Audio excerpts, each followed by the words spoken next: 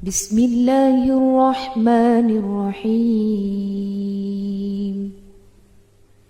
اقرأ باسم ربك الذي خلق خلق الإنسان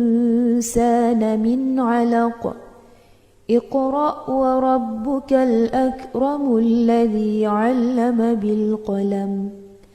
علم الإنسان ما لم يعلم كلا إن الإنسان ليطغى أن رآه استغنى إن إلى ربك رجعا أرأيت الذي ينهى عبدا إذا صلى أرأيت إن كان على الهدى أو أمر بالتقوى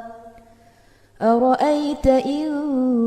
كذب وتولى ألم يعلم بأن الله يرى